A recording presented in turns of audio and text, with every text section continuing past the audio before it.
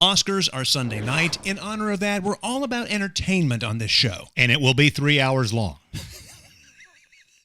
I can't even imagine a world where we could fill up 30 minutes. Stick around to see if we can. Ooh, I like that. Good tease. Thank Good you. Tease. It's all coming up.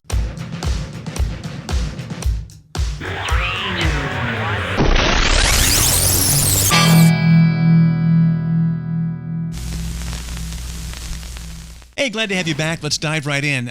Before we get to like Oscar and movie stuff, we have been watching a lot of entertainment on television. So let's go. What's the last thing you saw that you either liked or didn't like? Tulsa King. Love it. That's the Sylvester Stallone one, right? I finally finished it. Same writer and director as creator as Yellowstone. Sylvester Stallone's fantastic in it. I love it. I'm hooked. I can't wait for season 2. I saw it coming. I like Sylvester Stallone. I like gangster stuff. I feel like I would probably like this. I just haven't been able to get interested for some reason. Mm. I think it's because we have an overload of good stuff we're watching right now. So it's like down the list. And I do have some big news, breaking news. Wakanda Forever. We saw that on Family Night. We watched it. Not a bad movie. Enjoyed it. But I'm over Marvel. Ooh. It didn't do anything wrong. Nothing like that. It's just, I know the format of the movies now. There's enough characters that if you hadn't seen all of them, you don't know what they're referencing, and I'm over it. I really felt, for me, I was never a Marvel guy. Like, I didn't read the comic books really as a kid. Mm-hmm. I was aware of the characters, but when they hit Endgame, and I went back, I watched all the movies in order. I did that whole thing, and I enjoyed them all. I was very entertained. But they hit Endgame, and that for me was the end, because now we're in characters I don't know or care about, and I'm just done. And I know those are all people way smarter than me that write those things, but I think they should have in Endgame fixed it where the entire world, they fixed it where Spider-Man, nobody remembers Spider-Man, where the entire world doesn't remember what happened the previous 20 movies, and then start with the next wave of superheroes and almost do like an origin story with them and going, and none of them remember Iron Man or any of them, because it's like, yeah, that's for me. Like, my thing, I think, is just exhaustion. Yeah. I like the movies. I'm a fan of the movies. I'll still watch them every now and again, turn on whatever, but I'm just exhausted. It's like I can't keep following the story. I don't want to do it anymore. It's like I'm trapped in here. How do I get out? Yeah, I'm with you. We've been really on TV stuff, and I know, and we still have more to come. I know Perry Mason just came back for season 2 on HBO. I'm going to give that a shot. I haven't seen season 1 yet. I saw an article Rolling Stone wrote, and they said season 2 really finds its groove. I liked season 1. Okay. It's got a slower pace. It's dark. And it's a cool origin story of a character. I never really even watched the original that came on 100 years ago, but I'm excited about that. Okay. But we watched a movie on Netflix. I had my doubts. Katie kind of had it on while she was working and said, we should watch this. It's called We Have a Ghost. Okay. It's got I don't know his name. It's got the actor from Avengers, actually. Speaking of Avengers, he plays, is it Falcon? Oh, yeah. Okay, and so he's the dad, and then there's a few other familiar faces. The ghost is David Harbour from Stranger Things and other stuff. And it's really a cute little movie. It's a cuter, less scary Frighteners, if you saw that movie with Michael J. Fox. It has that kind of vibe, but it also is more really of a mystery, but it's about how social media can overtake your life too much. I liked it. I would recommend it. I think it's good. And I think it would be appropriate for like Lily. Okay. So it could be a family movie. I don't know if you guys will like it or not. I'm not saying you'll love it, but it was very cute. And then we also started a show that I know a lot of you have already watched called Severance. Rachel loves that show. In fact, she loves it so much that she was like, if you'll watch it, I'll rewatch it with you, just because I want to see you watch it. Now, you tried the first episode. I started it, I think, and was like, Okay, I feel you. I was doing the same thing. It's on Apple TV. We were like 30, 40 minutes in, and I looked at Katie and said, God, it's so slow. It's so weird. What is going on? And then something happens in the last few minutes of that first episode that, for me, it sunk its hooks in me. So then we started watching, and I have to say, this might be the smartest, most unique television show I have ever watched. Better than Sanford Arms? Yes, better than Sanford Arms. Okay. It's just like nothing else I've seen in a TV series.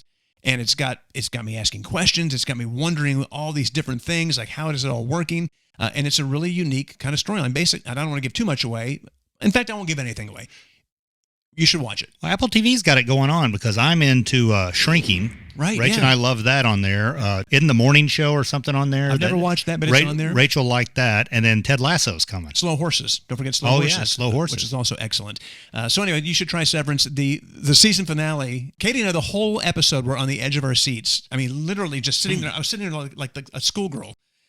crazy good. I thought it was a documentary on Joan Severance. Which would also be worth watching, probably. Yes. But anyway, it's fantastic. New season is coming. They're working on it now, so I can't wait because I am just my mind. And then we also, just out of love for Mel Brooks, History of the World Part 1, we've talked about it. And then Part 2, a sequel 40 years in the making. It's happening this week. We've watched the episodes as they've come out. And overall, I would say it's about what I expected. It's got some really funny moments. It looks like it could have some cringeworthy moments. It's just, some moments are just so, they're just not good.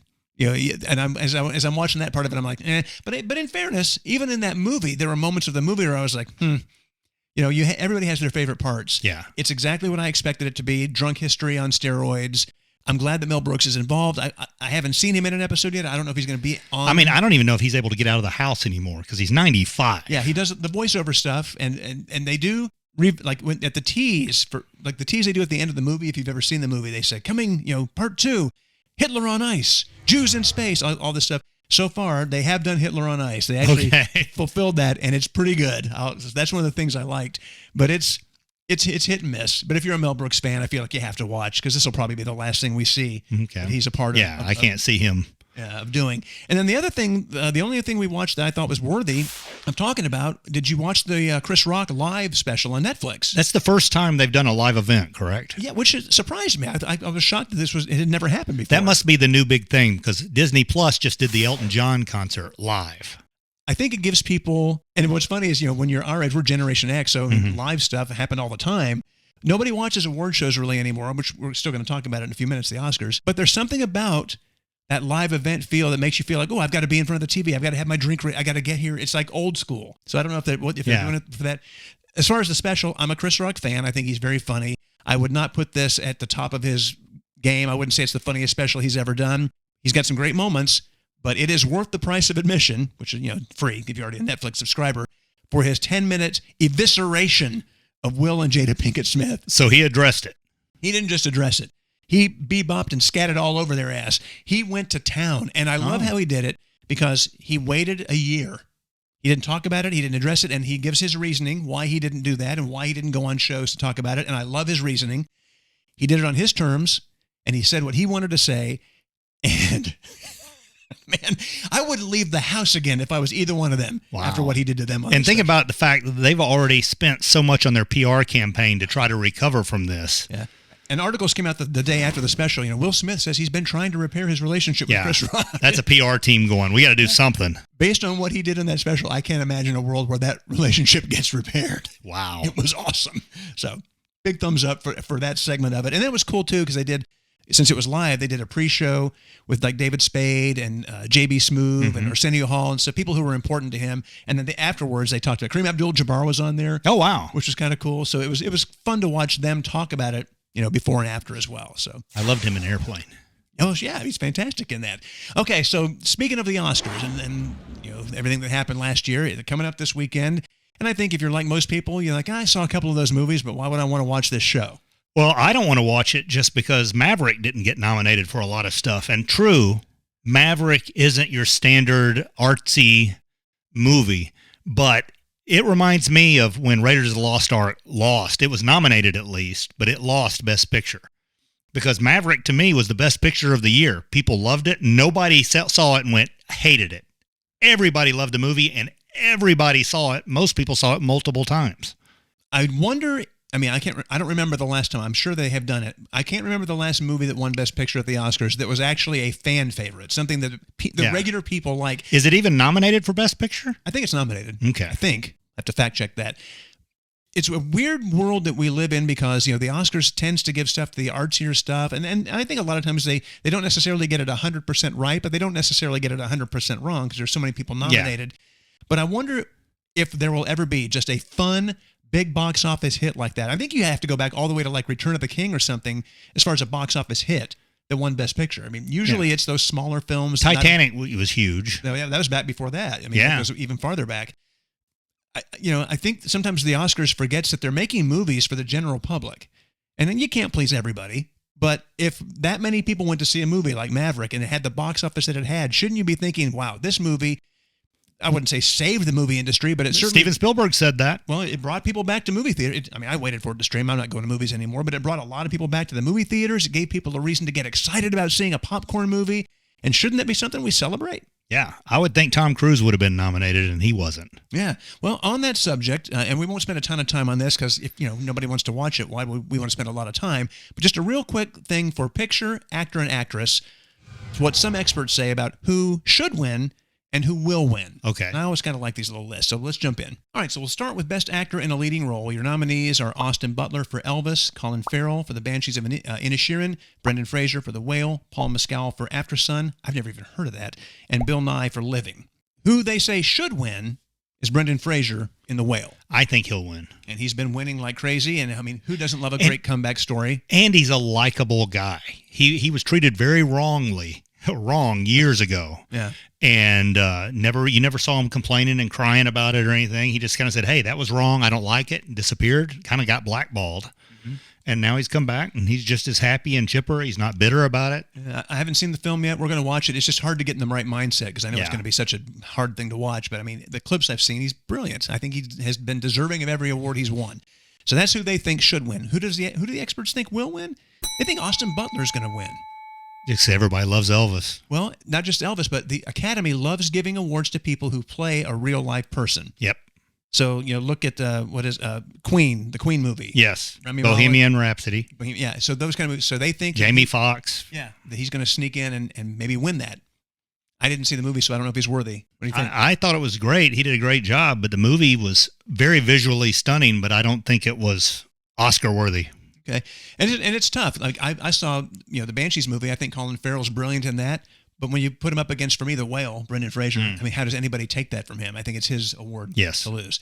Actress in a leading role: Cate Blanchett for Tar, Ana de Armas for Blonde, Andrea Riseborough for To Leslie, Michelle Williams for The Fabelmans, and Michelle Yeoh, Everything Everywhere All at Once. Experts say they think Cate Blanchett should win. Really? But she's brilliant in that movie. She's always great. She's one of those actresses who just always gives a great performance. I think either Michelle Yeoh will win or Michelle Williams, just because Steven Spielberg is Steven Spielberg and it's his movie about his life story. And I'm sure all he had to say is to one person, sure would like the actress that's playing my mother to win an Oscar. That would be a surprise. I don't think anybody's expecting that. Michelle Yeoh is who they say is going to win. And after seeing her in that movie, I thought she was great. Mm-hmm. She's been winning all the. Again, it's that momentum thing. Well, and it's payback because she was overlooked in Tomorrow Never Dies. Yes, that's the one. Not Crouching Tiger. Definitely that terrible Bond movie. So we'll see about that one. And then finally, Best Picture. All Quiet on the Western Front's in there. Avatar, Banshees of Inisherin, Elvis, Everything Everywhere All at Once, The Fabelmans, Tar, Top Gun Maverick. We fact-checked ourselves on that. We fixed that one. Triangle of Sadness, and Women Talking. It's a rare one for me this year. I've actually heard of every one of these movies. Okay. I haven't seen them all, but I've at least heard of them. They said if audiences voted, who should win? They said Top Gun Maverick. But that's not how it is. Hollywood, we don't play like that. They said Everything Everywhere All at Once. They said it's been winning all the awards. It's a great film. It's visually stunning. But the reason why they said Top Gun Maverick will not win the Oscar is because it's simply too unbelievable. They said there's no way a military man would be able to afford to pay the bar tab for everyone in the bar. That sounds right. Yeah. That was the one drawback of that movie. They were like, too unbelievable. Yes.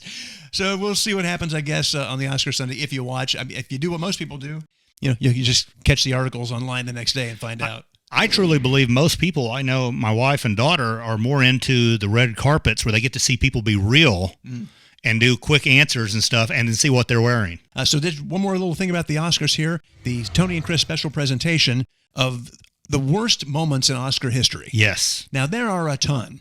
Obviously, there are tons of awkward moments and moments where you go, ooh, cringy moments, and you have to go back a long ways, but you get the streaker, back in the 60s or 70s, whenever it was. But these are the three worst. And they're all in at least fairly recent memory. So we start with number 3. Everybody remember the Rob Lowe Snow White debacle? What was that about? Was that? I wonder if that was around the time is that when like Disney bought ABC maybe? Maybe. A forced tie-in? It was so awkward. Everybody the next day was at work going, I don't understand what that was. What was that supposed to be?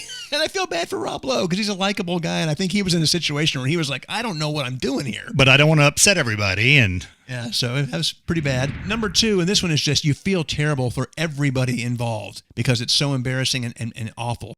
And this just happened a few years ago when they accidentally gave Best Picture, Faye Dunaway and Warren Beatty, to the wrong movie. They announced La La Land, and they all came up there, and they're all excited, happy. And then the director, producer, or whatever, gets the envelope and realizes it's a mistake, and he has to correct the mistake. So the guy that they've just handed the Oscar to has to come back and say, actually, it wasn't my movie. It was that movie. Moonlight was the actual winner that year. And it was fun to watch afterwards, the throwing of people under the bus. Warren Beatty, supposedly, legend has it, was backstage angry about that Faye Dunaway was going to get to announce the winner. Right. Ego, man. Yeah, and so somehow it went back and forth, and he fixed it, according to everybody, to where she had to read it, or he gave her the wrong thing, or however he did it, he made her announce the wrong name is what he's being accused of. Wow. Well, it was a mess, whatever. And then, how do you not make number 1 the thing we already talked about earlier with the Chris Rock special, the slap? Man. The fact that a man was allowed to walk on stage and assault another person on live television. And receive an ovation. Yeah, and then later get a standing ovation, had no repercussions. I mean, maybe slightly professionally, but how do you not press charges against this guy? And now they have a crisis team in place at the Oscars for when stuff like that happens. And to me, it's like you don't even need a crisis team. That's where you just go, you have to leave, sir. Yeah, you don't. And then you call the police. It's mind-boggling that it went down, and it just goes to show, at least in this country, the power that celebrity has, what you can get away with if people think you're great, or if you're famous or whatever. Unreal. And Will Smith's been banned for 10 years from the Oscars. Big whoop. Watch the Chris Rock special. Okay. If you don't like Chris Rock, skip to the end and watch the last 10 minutes where he talks about it. It's so good. Okay, I'm in. Okay, so just real quick, 3 non-entertainment things really, but we just wanted to get them in here because this is a big deal. We're in March now, and you did something that people sing about every year. I put it off as long as I could, but I threw out the first lawn mowing of the season.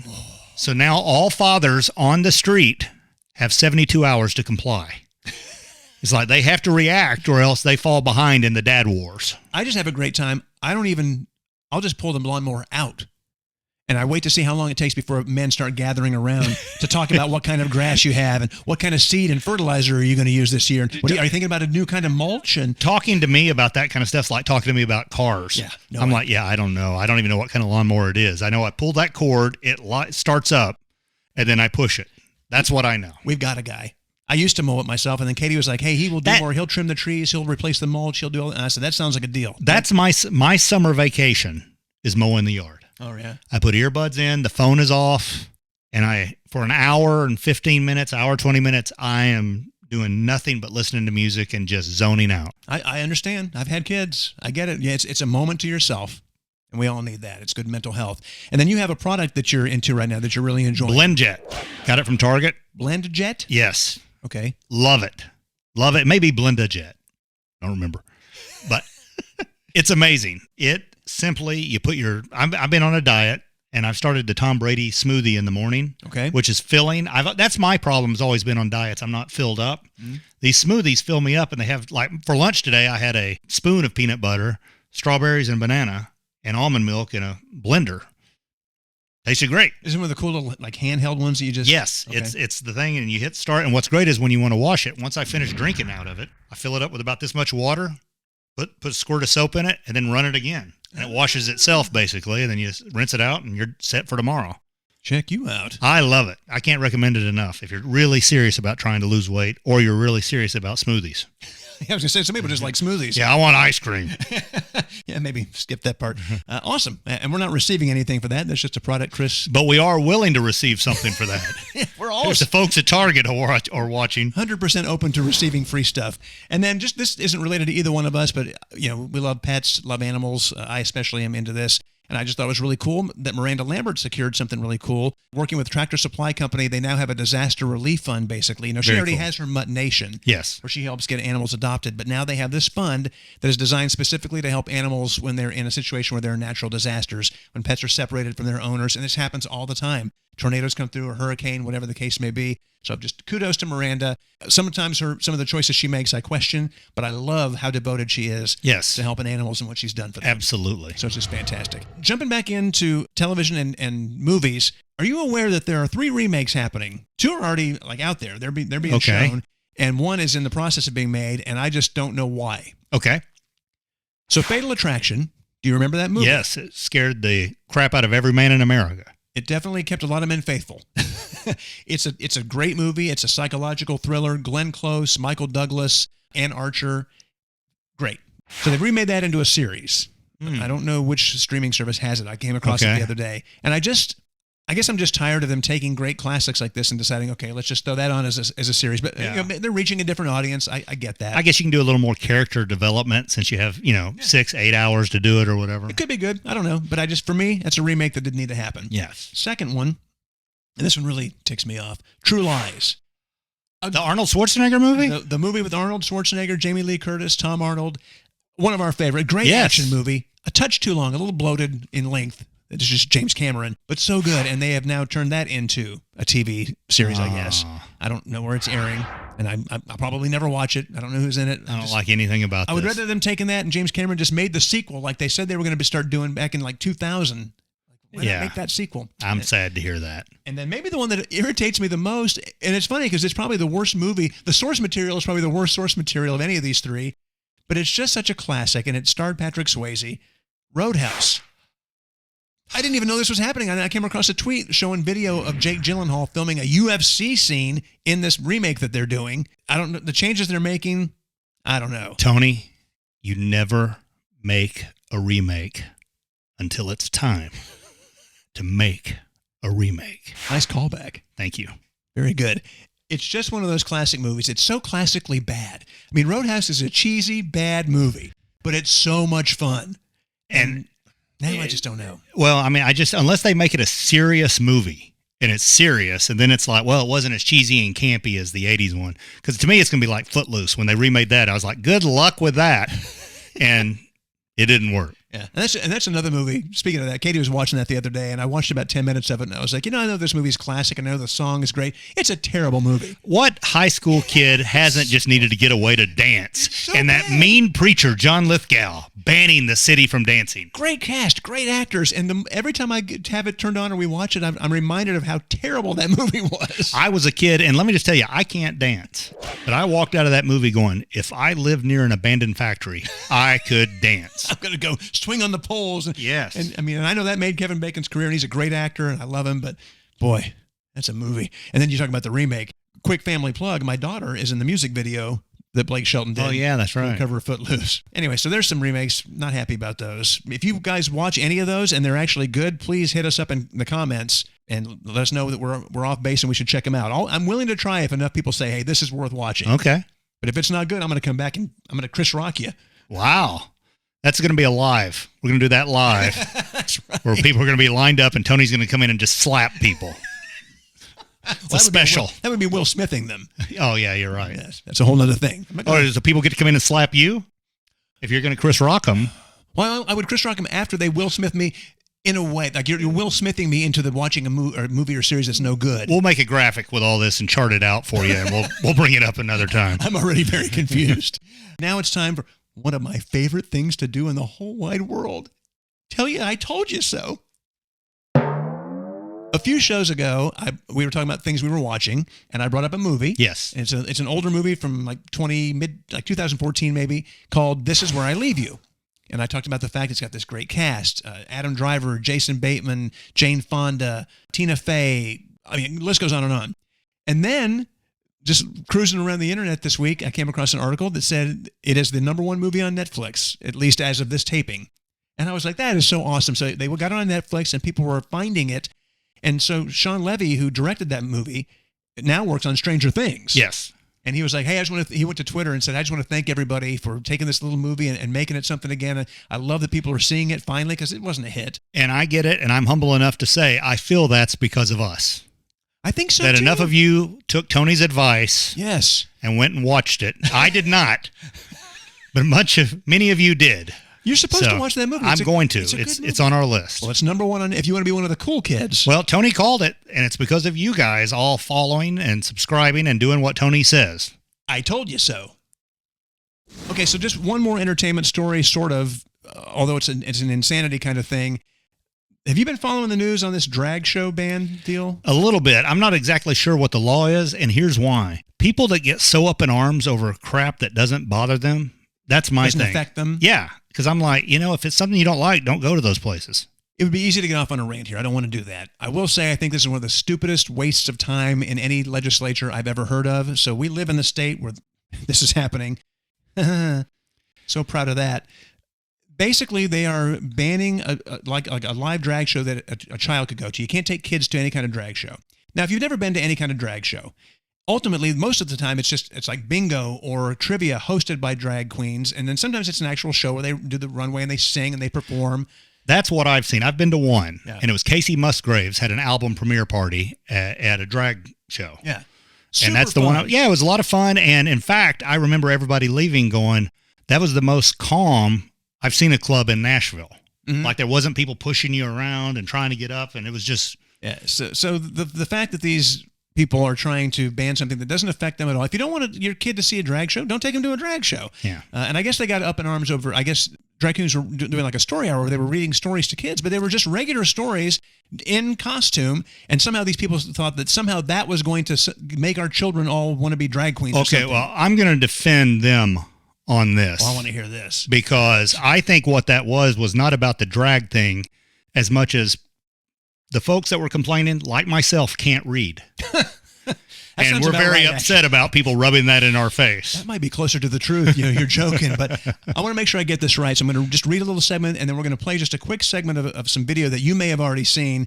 And it's just, I always enjoy people when they get taken down by somebody who just is a little smarter than they are.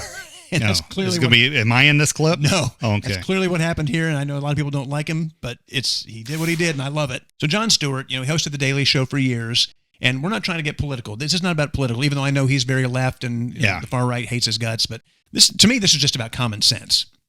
So he has a new show on Apple TV called The Problem with Jon Stewart. And he sat down with an Oklahoma state senator, and they were talking about all this kind of stuff. And this is one of the guys that supports this drag ban or whatever.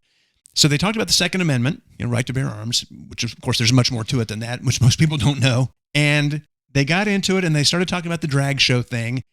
And it's amazing how seemingly easy it was for Jon Stewart to just put this guy, and you see his face, like I'm sure the guy's thinking, why did I agree to do this interview? No, I know nothing about this. All right, so here's the clip. You want to ban drag show readings to children. To my knowledge, yes. Why? Is that free speech? Are you infringing on that performer's free speech? They can continue to exercise their free speech, just not in front of a child. Why? Because the government does have a responsibility to protect. I'm sorry? The government does have a responsibility in certain instances to What's protect the children. leading cause of death amongst children in this country? And I'm going to give you a hint. It's not drag show readings to children. Correct, yes. So what is it? I'm presuming you're going to say it's firearms. No, I'm not going to say it like it's an opinion.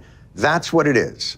It's firearms. More than cancer, more than car accidents. And what you're telling me is you don't mind infringing free speech to protect children from this amorphous thing that you think of. But when it comes to children that have died, you don't give a flying to stop that because that shall not be infringed. That is hypocrisy at its highest order.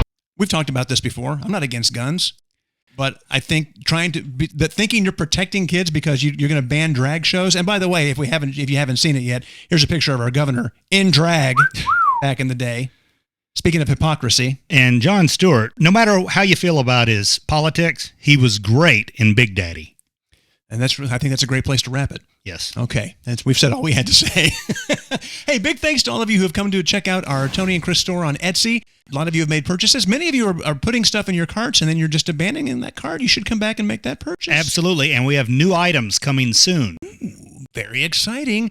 There it is on the screen. We'll put the link in the description as well. We really appreciate you doing that. We're well on our way to money to buy some new equipment. When that happens, when we get to that level, we'll show you what we bought so you know what your purchases are supporting.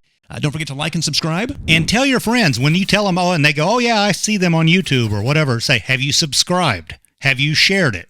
Bully them. Tell them Will Smith will come to their home if they don't share. You'll Chris Rock them. I don't want to go down that road again. We really would appreciate if you share videos, if you see reels or things and share those out there. Just get the word out. And speaking of shorts, we've been doing a lot more of those. And if you haven't taken a look at our short shelf, which is kind of what they call it, do that and go down the rabbit hole. Watch some fun little short videos. Don't take a ton of your time, but hopefully you have a good time doing it. Thank you. All right. Appreciate you watching. See you next time.